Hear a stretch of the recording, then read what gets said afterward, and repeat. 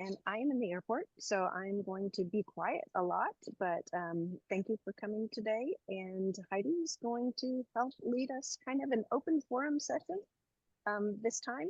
And Heidi, what else would you like to add? Um, I would like to say, first of all, that today we haven't been great about like verbalizing our schedule as far as the project management sessions go. But the next one we are very excited about. We have a guest speaker coming to talk about uh we had so many different topics that we wanted to unload. But it's more related to HR and stakeholder management and um working within that kind of environment. And I think that would be very informative to this group, and not only to this typical group of technology individuals, but also to others within your organization. So I'm sure that Shelley is going to have an invite specifically about this or something specifically about this. Please do send it. You don't have to be an LSNTAP member to join. The meeting will be recorded. Our speaker is very happy to have as many people as possible come. And I have personally attended um, one of his sessions before. Um, and I just he also he has a PMP. I found that out afterward, by the way. That did not inspire my choice to select him, but I just am so thrilled to be able to bring a little bit more of the HR side of things. Um, I love the technology part of project management, but so much of this, as so many of you know, is about herding cats and keeping things organized, and HR and change management and all these other things. Um, so yeah, in terms of today, we wanted to keep things more open forum and get another chance to hear from everybody about questions they were having or issues they were seeing, or just general project management um, ideas that they had, because these kinds of sessions help us uh, have conversations between ourselves, get to know each other a little bit better, but also help Shelley and I figure out what kinds of topics to do more in depth. Um, the last two sessions that we had were very much guided by previous open forum sessions, where we were able to get both a vendor to go in depth about one piece of technology, and then also to have several of our members present about the technology that they use to keep in practice. Um, and um, I just got off a call that had great examples, and I'm happy to throw one out there, but I also am sick of hearing my own voice already. So does anybody have a recent project management related thing related to PMOs, or related to stakeholders, or related to just general project management that they just have been wondering about lately? You can type it, raise your hand, go off mute, just however you want. So I want to mention that our website project, everybody is probably tired of hearing that it's coming soon, but it actually is, we're launching later this month. And I just want to reiterate the importance of documenting everything because we've had three project manager changes. We had a project manager change over the weekend due to a medical emergency. And it is just so important to have that documentation so that you don't have questions on down the road, because when it changes, to be able to have that fully documented on your side, you don't, like we are using a project manager on with that company, but it's also important within to have those things documented. So that would be my 2 cents.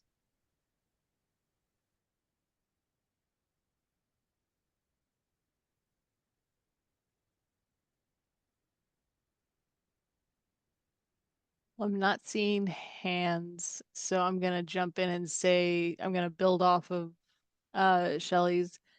Um, We have recently, let me change my view. Um, there we go.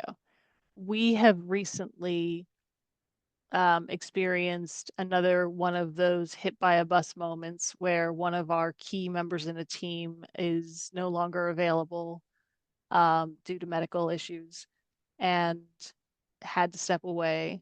Unfortunately, it was with one of our teams that was more organized and prepared. So people were able to jump in. But it's still fresh enough that we're dealing with how to communicate that to the larger team. And I was interested in knowing from your perspectives, because, you know, it's as managers in any sense, you can't go into too much detail. Um, but at the same time, you are dealing with, especially with medical issues, um, you have concern for your team members. You know, I'm not going to go into the whole, you're like a family. And then you have the, on the other hand, you have to get the project done and everybody still has to get the work done. Um, but does anyone have any thoughts on how to manage the more emotional shock that comes with that at the initial part? I told you it's not all tech.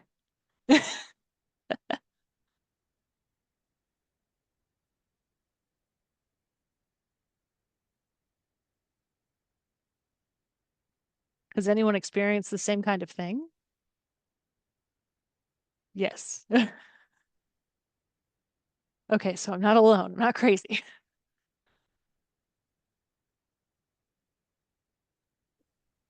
I think all of us is. Where it's possible, I try to get people who are going to have to drop off to give either me some kind of written level of what are you comfortable with me talking about to other people, or ask them to like quickly shoot off a like email in their own words for what's going on with them. Because if we just sort of show up and tell a team full of people, hey, this person you've been working with for potentially years has vanished from the face of the earth. Anyway, that Back to that the trans project. right, that transition does not go well. People want to know what is going on. I have mostly been fortunate to um be dealing with people who are able to provide information and consent to communicate with the rest of the team about like what is going on with them, and having any level of information I think helps people have their feeling and then come back to the task at hand. Um, I like to use a lot of language about, you know, let's make sure that they have a soft landing when they get back, Yeah. assuming they're going to get back. Yeah. If there's anything I learned from COVID, especially, I think put it on display, it's that people in the absence of information will come up with their own ideas and information. Um, the amount of rumors that I think I saw people come up with when they just didn't know answers. And I mean, I'm just talking about in the workplace. Let's forget the whole world as a whole. Um, but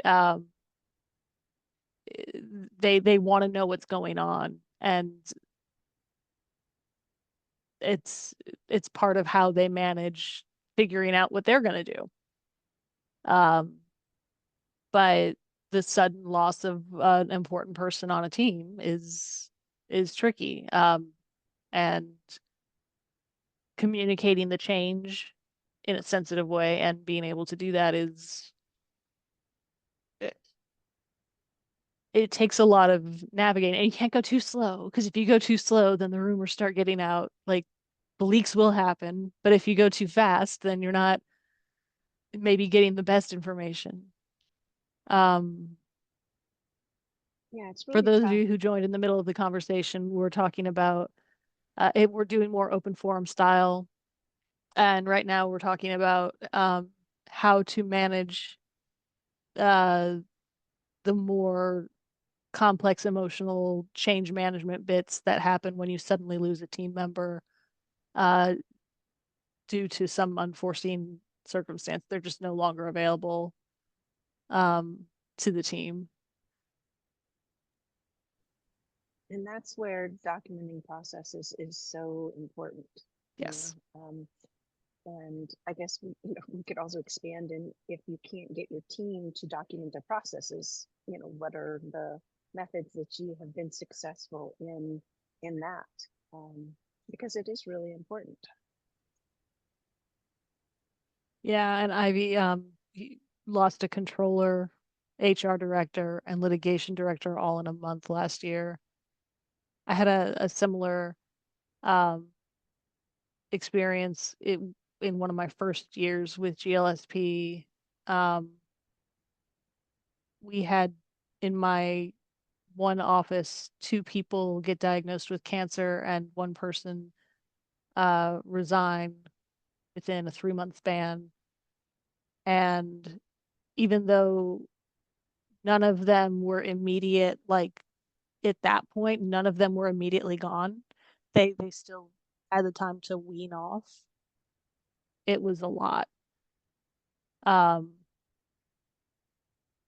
it also showed me the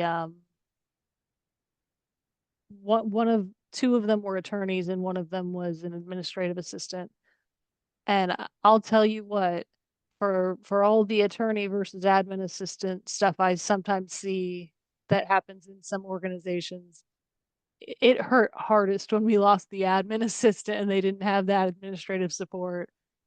And I think it really inspired me to show people just how valuable all the roles are within a team, and make sure that everybody knows that no matter what your role is or where you fall on the hierarchy or totem pole, you matter to the team and your support is extremely important. Not saying I didn't know that before, just saying that it hit. And this topic isn't hitting a need for, feel free to bring up. Yes. Tony. Hi. We actually, same in the passing away department. We had our director of advocacy to pass away unexpectedly. They were not ill. There wasn't any, preemptive illness. It was just I believe, a brain aneurysm that happened overseas while they were vacationing with their family. That was January, and obviously death has no timeline, but because of the kind of person that they were, and we were also relying on them for a lot of help as we're building out a onboarding platform from scratch. So not really having that component. And then also just they were a really great person. So I think the sense of loss has been felt rather deeply. I know one thing that I have appreciated from the firm is they've been reminding everyone about the EAP. If you need to speak with someone, if you have a therapist that you already were dealing with, there's no shame in talking with someone because death affects us all differently, even at work. And for those who may not, depending upon what they can afford, they offer EAP services and several other things as well. So that's been nice to sort of have that in the back pocket of sort of how to deal in the workplace with someone leaving kind of unexpectedly. And I'll never be able to speak to them again. So that's kind of the other Yeah. nuance of that as well. It's whether it be professional advice or just a, hey, how's your kid kind of thing. So yeah. Thank the you for EAP sharing. services, yeah, sure. That's definitely, and that's still fresh. Thank you, Tony. I'm sorry for that loss. Yeah. Definitely recommend using EAP services. They're great. I also, for smaller teams, I during our Georgia got hit pretty hard by Hurricane Helene as well. And when we had our disaster team working really, really crazy hard, we once a week had a meditation break. And we just met on Teams, and I would pull up a YouTube video that was like a 10-minute meditation breathing exercise video. And if people wanted to join, they could. And if they didn't, they didn't. But apparently that was well liked enough that now some of the staff are asking for that to come back. So any reminders I think that people have to take a moment to take time for themselves, because we're all here doing work to help other people. We are all here working with secondary trauma, especially if we're working directly with clients, and hearing stories that are very difficult, and then add on to that the stress of a project, add on to that the stress of a sudden change, and some of that. So yeah. I'm gonna just also apologize right now. I did not intend this to be a therapy session, but at the same time, sometimes we all need it. Um, is there a different topic that other people are interested in talking about? Like, being prepared and having the documents ready, it definitely made a huge difference in how we're responding right now to the change that we're going through. Um, I've been on places before when we had nothing and we had to have a member of executive leadership come in and basically start everything from scratch. That was not fun.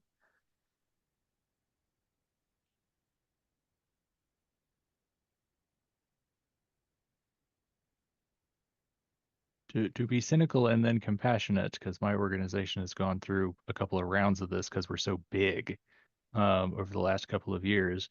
The cynical part of this is never let a crisis go to waste. If you've got trouble with people doing documentation, now's a great time to demonstrate to them why it is that we need documentation, even if supposedly, well, everybody knows how to do that. Everybody may actually just be one or two people that are informing everybody else when Yeah. that event occurs. And the more compassionate version of that is what I have seen over and over again is there's a lot of focus on, well, what do we do when this happens?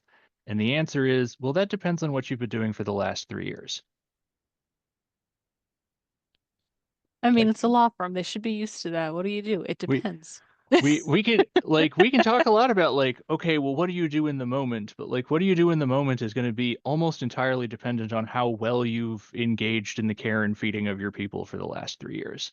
Mm-hmm. Which for me has spoken pretty directly to the issue you raised earlier, Heidi, about, well, the rumor mill. If you have a good relationship with your people and you have really invested in the idea that you can be trusted, you could like now's the time to make a withdrawal from that particular bank and say, I can't tell you.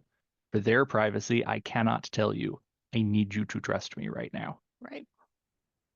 But like if you haven't been demonstrating that for the last 3 years, you got nothing. And now we're going to use a totally different strategy. Mm-hmm. I think the size of the organization definitely does play a role in it too, because I think Georgia Legal is about just over 200 people in size. Um, so we're just big enough to have multiple levels of departments and able to be bureaucratic enough that the right hand doesn't always know what the left hand's doing. But we're not giant enough to necessarily be at a point where those systems function the way that they would in like a well-oiled machine. Which I think if you get to a certain level where you're like double that size, you have to be. Um, do any of the smaller organizations, I don't know if anyone here is from a team of one or a team of like not a team of one. I'm sorry. I also work in pro bono land where there's a lot of people who are just like, I'm just the only person.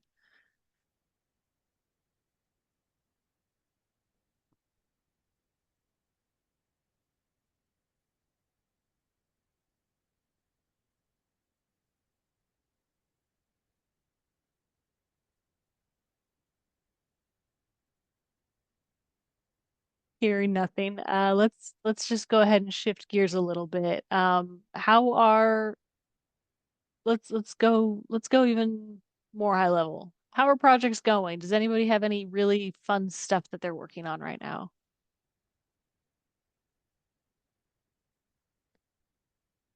Or anything they're hoping fun stuff because we just finished PBIF reporting. I think didn't pre-applications just go out or the pre-applications should be coming back soon. They have all been reviewed by the first level, and the other TIG staff members are reviewing their secondary levels. So I think their goal is to finish those this week. So that's straight from LSC for anybody that wants to know where those TIG pre-applications are.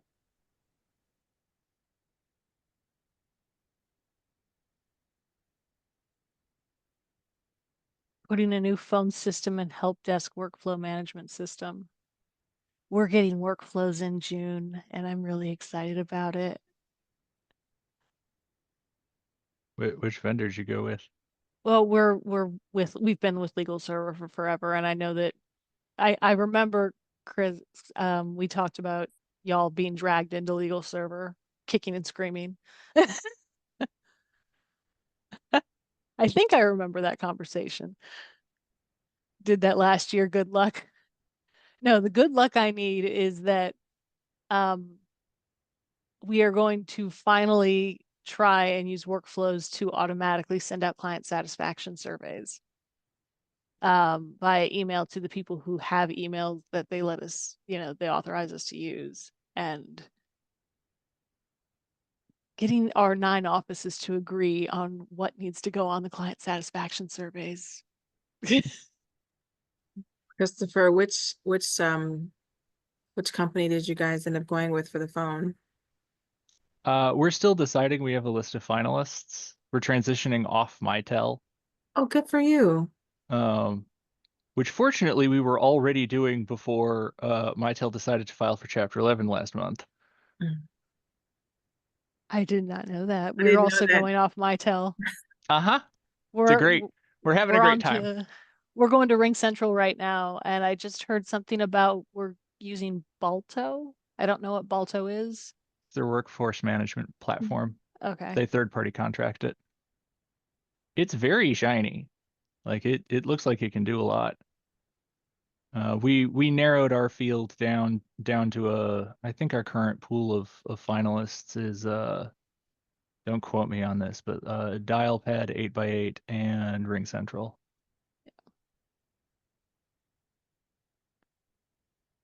Well, we're rolling it out slowly between different teams. I haven't gotten to Ring Central yet, but the people who have been our early adopters, testers, all seem to be very happy with Ring Central. Yeah, I'm sure somebody at MAP would be happy to speak with anybody about Ring Central. We actually opted to not go with Ring Central because they weren't going to be a good connector for our centralized intake system. Kind of found that out in the tech weeds. So that wasn't a good contender for what our needs were. Yeah, that's been a huge, like, we almost bifurcated and then decided that we didn't actually want to do that to ourselves, separating the UCAS and the CCAS from each other. Just because like our intake unit is like 70 people. They have their, and that's just the one of them. We have more than one. The central intake unit is like 70 people, and so they have their own like suite of concerns, and we weren't sure that we wanted to try and tackle what does the field need versus what do the intake units need at the same time, and then the need to migrate off of Mitel a little bit pushed that for us.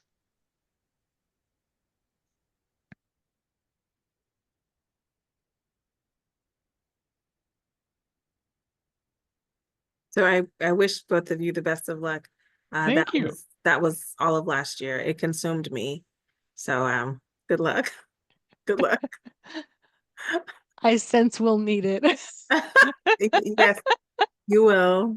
I found that particular project, it was a combination of leading the project, but then I was also having to do the build outs for our database at the same time. So that was really interesting. And having to remind people to keep the main thing the main thing.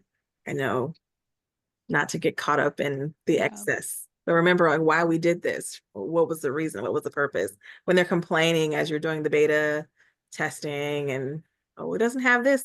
Well, we haven't gotten there yet. So Yes. We've been very focused on early messaging about the thing we're doing is a lift and shift. The thing we're doing is a lift and shift.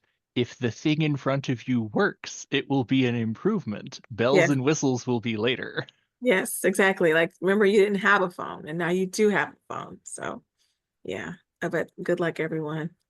I will Sending- say there's nothing energizes a project and gets buy-in like moving away from a platform that people don't like.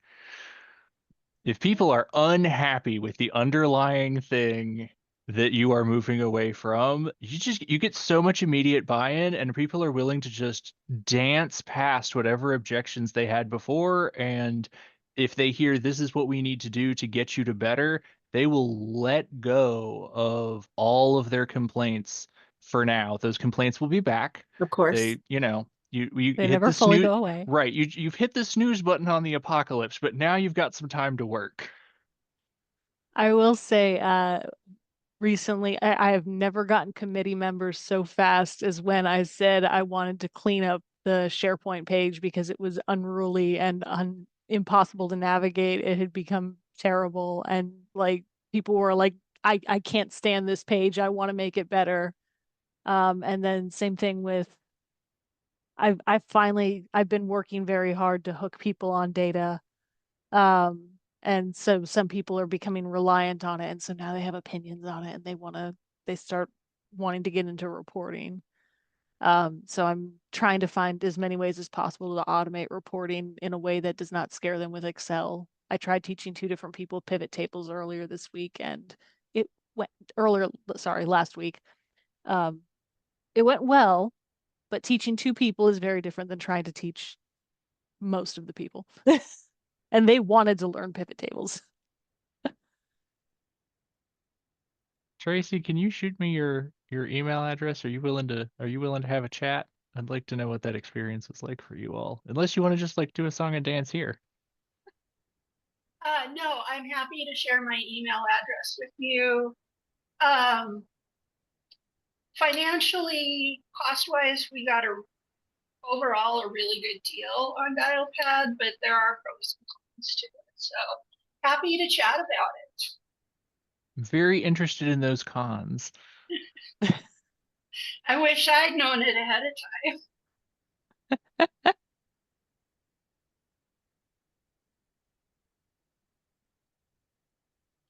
I'm currently playing a game with our phone selection committee called Just Because Sales Said It Was True Doesn't Mean It Is.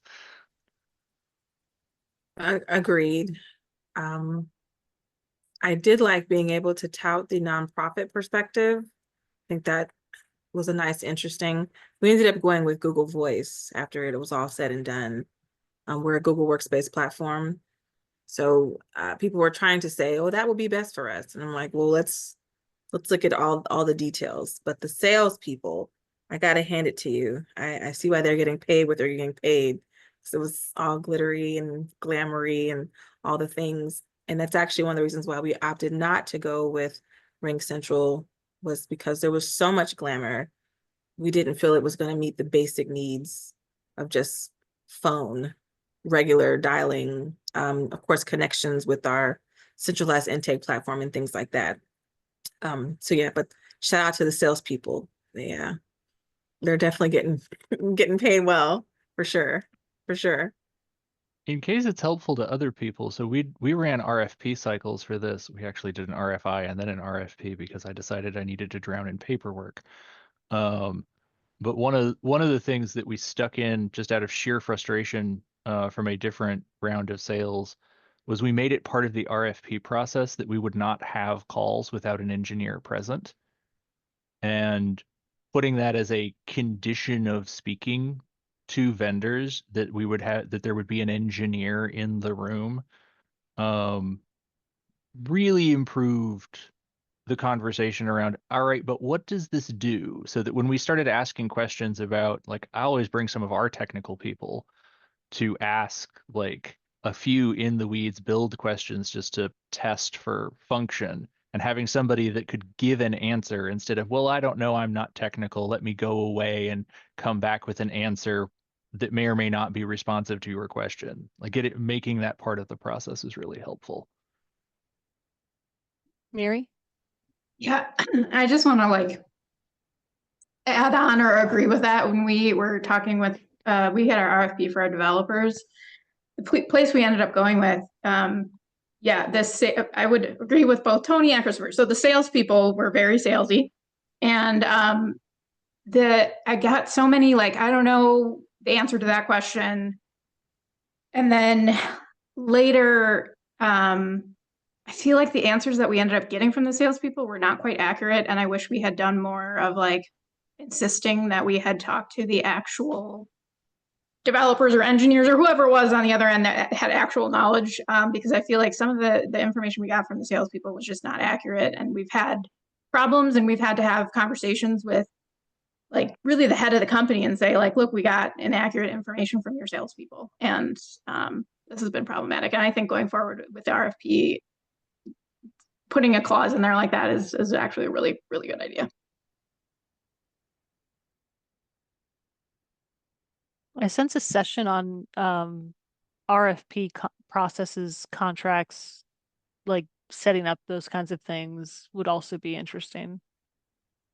Well, we actually have the RFP to ROI series. Yeah. But we could certainly build on that a little more specifically to things to look for. But we actually are in partnership with another organization developing a model RFP. And I will certainly make sure that that model addresses those kind of, has those kinds of suggestions in it. So yeah, absolutely. We could do some other programming. Something about like how to deal with salespeople, or I mean, that's not a natural talent that I have, and maybe I'm easily bamboozled by all the glitz and the glamour, but I do think it is. I don't know.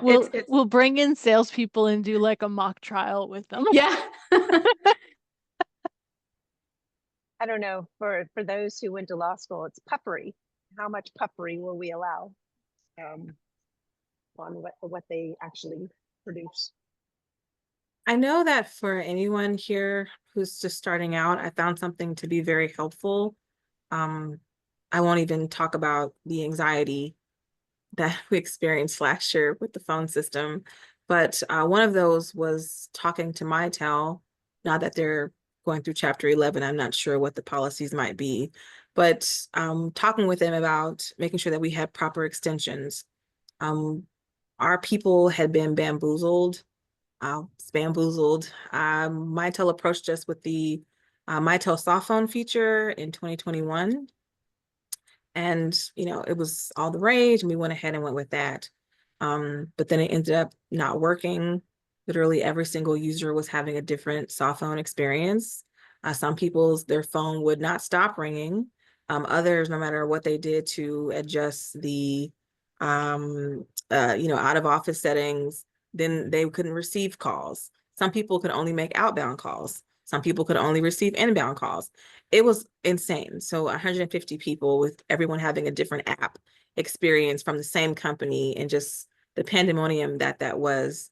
But when we finally needed to start over, start fresh, break free, and I was insistent about us breaking it up into small groups, as we beta tested one group for several weeks and then broke it down. There was also the crunch line regarding our Mitel contract and making sure that they were very clear that we weren't happy with them, but if we required an extension, to kind of see what was happening with that. And we actually did have to have an extension. So I think just communicating with the company about what you're needing, because what they were doing was just a lot of sort of back and forth, but us being very clear and moving forward with them that we were willing to renegotiate and pay. We ended up having to do the last 3 months of our project because it wasn't ready. No matter how hard we tried, there were some technical issues and things like that. We kind of ended up doing like a month to month a little bit at the very end of the project, which proved extremely helpful, because that was another like 30% of our staff who would not have had phones to do their work, while 70% had been moved to the new system and things like that. So I just found the communication to be very helpful, even though they were treating us very poorly and were not providing quality service. But getting that in writing, and letting that kind of be the case. And I swear every 3 weeks we would get some email about service being cut off, and I'd have to go dig and be like, no, we have this, sort of MOU understanding. And they would, oh yeah, that's right, I forgot, because we didn't have the same representative due to some removals from the department. So it was very interesting. So I'm not surprised at all to hear you might tell folks are leaving to go other places. But I would totally recommend that. Getting something, if you have to have an extension past your contract when you break up, just to be on the safe side. So in case anything does happen, staff won't lose service to phone while you guys are transitioning to the new database.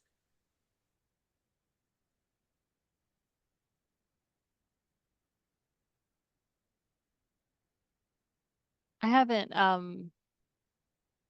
tried the tactic of making sure there's always an engineer on the call, but what we have done is in the early stages of conversations with salespeople, the team has set up parameters about what are the core things that we need with someone who knows all the technical things. So we know the questions to ask. And if we get confused, we can always say, okay, well, I don't really understand this. I have to go back to the person who knows. So it might slow things down a little bit because you have to go back and forth, but that way if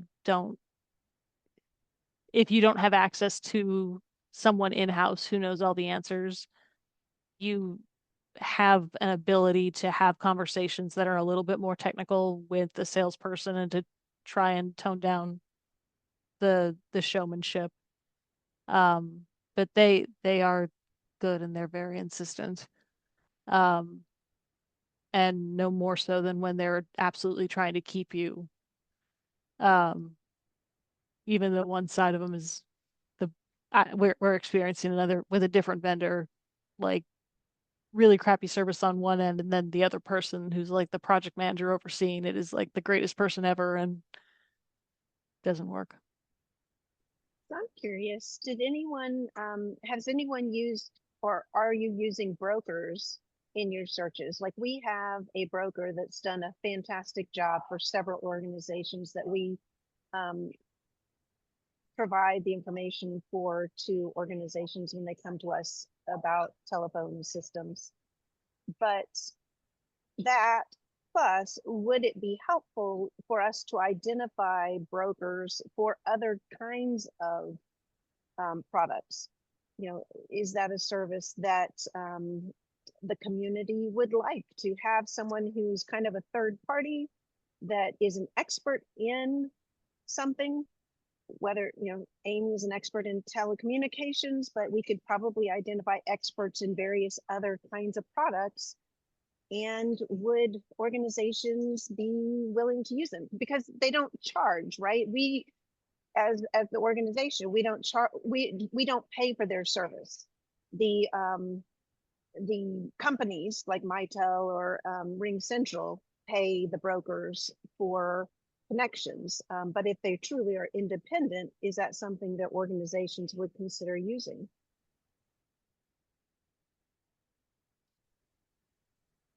I think so. I think that for my organization, if I were to present it, they would have questions about exactly how all of it worked. So maybe if we went that route, have some kind of introduction to what that is. That's like something I could hand to a decision maker.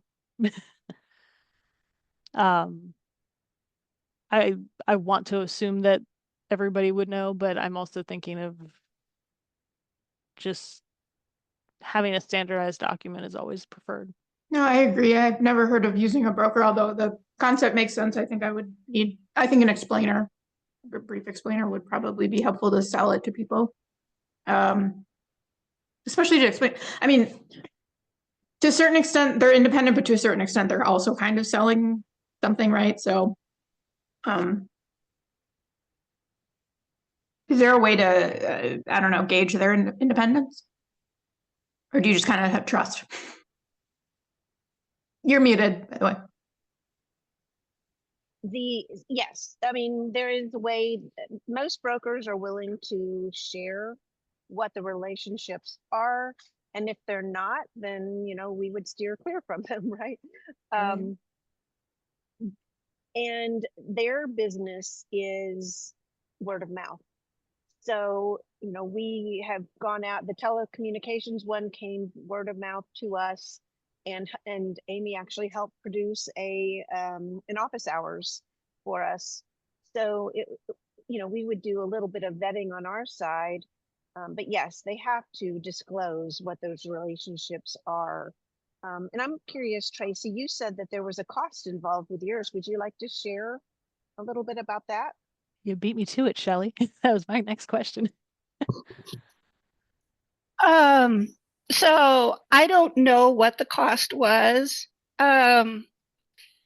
What I remember is the executive director and I were either at an LSNTAP training or maybe an LSC kind of training.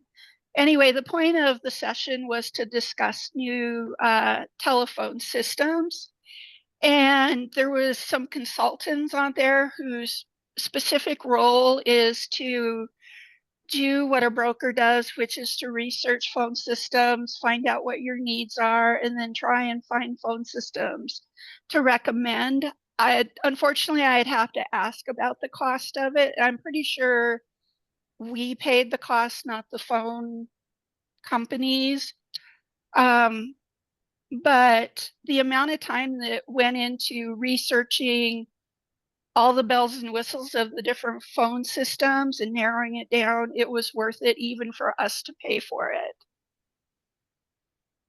I could also see it kind of taking care of the problem we were talking about with the salespeople and the engineers, because they're doing sort of that bridging that gap between having the technical knowledge and also the sales aspect of it, so they can kind of I don't know, I feel like that bridges that gap that we were talking about.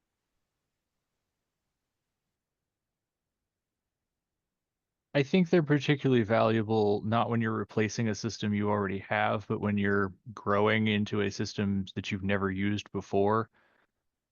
It is really hard Yes. to talk about, to get internal expertise on, well, what do we even need out of the system? Like, well, we've never had a rocket ship before, so I don't know. Are seatbelts important? Legal aid rocket ship.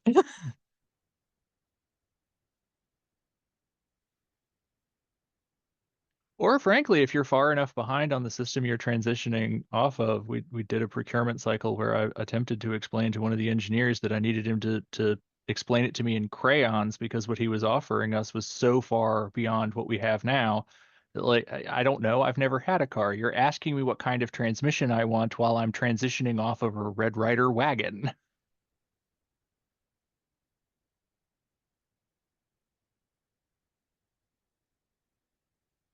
For that kind of use case, like bringing in a broker would have been useful to just sort of, okay, why would we want this? What is the use case for this? Is it going to be helpful, or is it just something that they want to sell us because it's shiny and they have a good margin on it?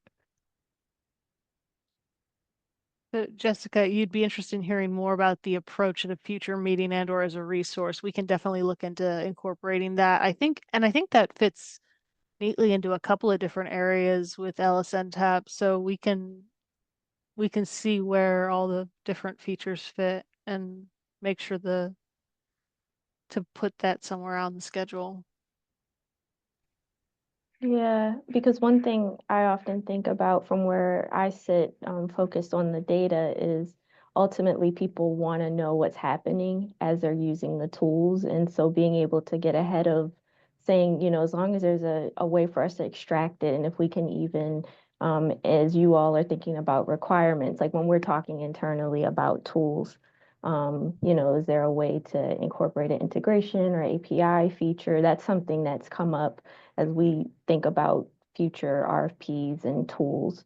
Now that we are focused and have this focal point from my portfolio on the data. So just hearing even in that approach of thinking about what other stakeholders to engage, from the broker perspective or just from the internal people doing the planning, I would be really, just to expand on that, I just would be interested to hear how people approach that.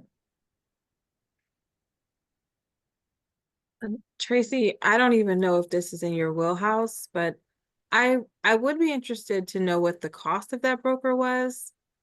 Just for the simple fact, under previous administration that we had, they were not interested in paying for anything additional because so much money had been spent the first time on a soft phone. And I'm happy to say I was not involved in that project. That was before my time. So trying to convince them when it became dire that these changes had to be made, we were sort of forced to be our own brokers because that was just all that was really available and just wanted to kind of conserve resources. However, new administration is open to expanded ideas, and there's a couple projects that are sort of in the brainstorming phase. So I'd be very interested if you have that resource to know maybe to put that a pin in for the future table, because there are Yeah. some things that are coming down the pike that could prove helpful. Yeah, Brainstorming I can phases follow always up so- with that. Thank you. Are you And guys having post-it parties? I love the brainstorming phase. It's just like everything is possible. It's all gonna happen. Yeah, like everyone get your lucid charts out. Let's Yeah. start today. Yes. It's the closing phase where it's just like, okay, I'm done with this. I want to be, I get it. Let's wrap it up, put it in a bow, preserve it. I get it. But we're done.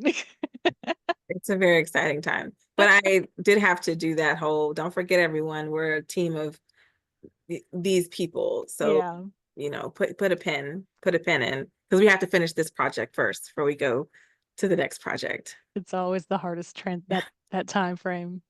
But new projects are always so fun and exciting at the beginning. At least it feels like that. And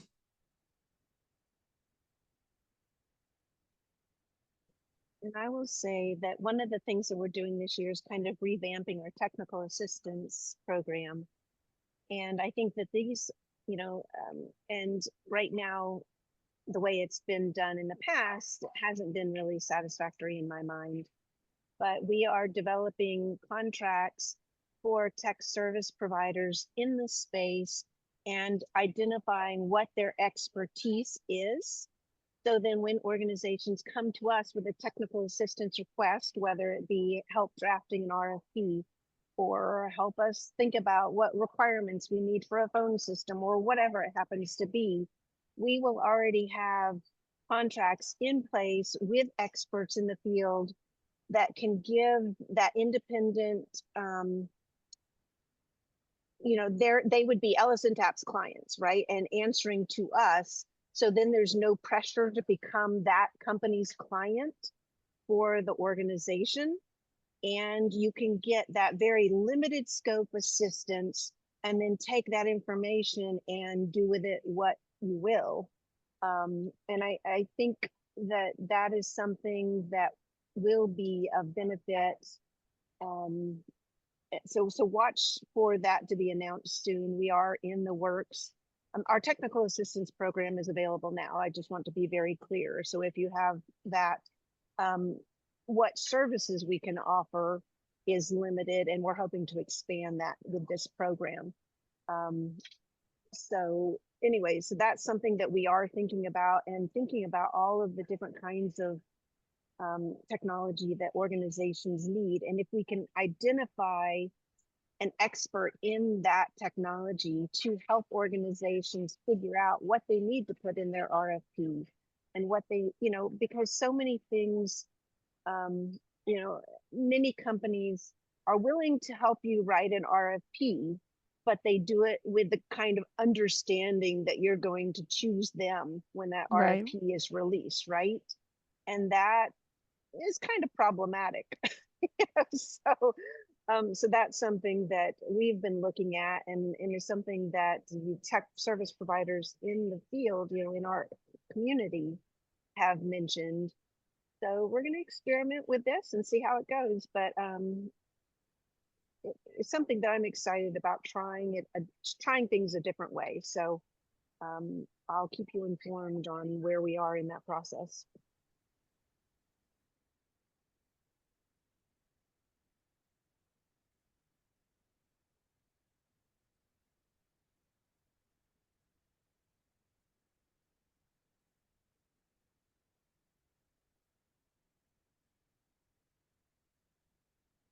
Oh, Would it be, this is just flittered through my head because I'm thinking about what we went through to put together our telephony RFPs. But might we be able to sort of establish a bank of prior RFPs with some sorting? You're about to tell me we already have this and I somehow missed it. We have an RFP library, and that is all of the RFPs that have been posted to the listserv over the last however many years. And you can sort by lots of different things, or you can shoot me an email and say, hey, I don't have time to figure this out myself. Let your law clerks give me a list of RFPs that are about telephones or whatever. But yes, there is an RFP library. It's under crowdsourced on our website right now. It's going to shift a little bit on the 28th when we go to the new website. But yes, I mean, we do have all of those RFPs. I do want to say that just because the RFP is in the database does not mean it is a good RFP. So that's phase 2, where we go through and identify like some that we feel are just really like top of the market. Yeah. But yes, we definitely have RFPs for everything in that database currently. So just let me know how we can help you with it. Okay, I'm learning I made this hard for myself. We wound up swiping sections of an RFP from a county that had recently transitioned. And that was possibly longer than we really needed. You know, RFPs are what you make of them. I will say that the feedback from service providers is that legal aid organizations tend to make RFPs way longer than they need to be. So whatever, for what that's worth. It's because we're subjected to the grant process that we do it to other people. It's the chain of bullying. Yeah, I mean, but if you found a good RFP and you're happy with it, you know, I don't see a problem with using wherever you found it, you know. Well, really what the thing that it turned into in terms of why we don't want to send out a long RFP is that somebody then has to ingest all of that. And when it's the difference between a 12-page and a 30-page RFP is even more exaggerated when you start getting responses. Oh yeah, because they repeat a lot of it in their response. Yeah. So what technology companies are telling me is that 2 to 3 pages is what they would like to see in an RFP. The thing we have to be careful, really careful, is when you start telling them how to do their job, that's where it can start getting dangerous, because they might have a better way. Yeah. I have read some RFPs where they're very specific about it, as though you're like a staff person. Like they're asking for a consultant, but the way that they're talking about the consultant is so defined. It's like, oh, you're already micromanaging from the RFP.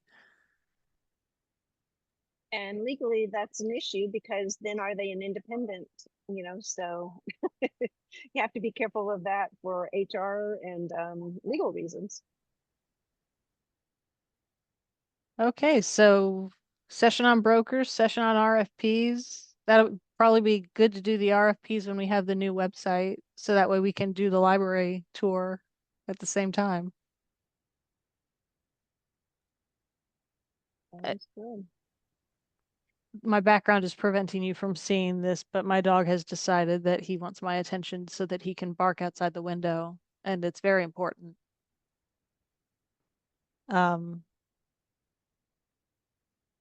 Okay, he's calming down. I mean, good news, the Zoom filtering means that we didn't hear any of that. Hey, it's getting better.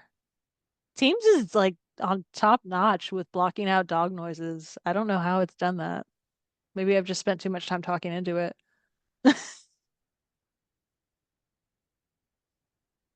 Like,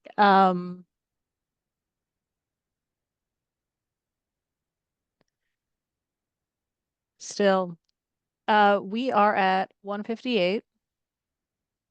So I think that's a wrap for the day. Again, we are going to have an announcement about our next session come out. Please do share far and wide with your coworkers,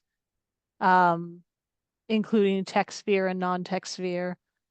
And then Shelley, you and I are probably going to hang out afterwards and try and figure out where in the schedule we can get the brokers and the RFP things fit in. I would just like, by show of hands, would it be really onerous if we have for next week, for the next session, have a separate registration? Would everybody hate that immensely? Just so that we can keep the people who would not normally come to these things not registered for the whole year? Yes, if you would hate it, raise your hand. Do you think that's okay? I'm fine with it. Okay. I just didn't want to cause extra work, but I think it might be helpful to keep those registrations separate. So we may be doing that. I will make sure that info goes out. Well, thank you so much, everyone. Thank you for your patience with me as I am in O'Hare's airport trying to get home after ABA Tech Show. And I hope everyone has a lovely week. Thank you so much for joining us.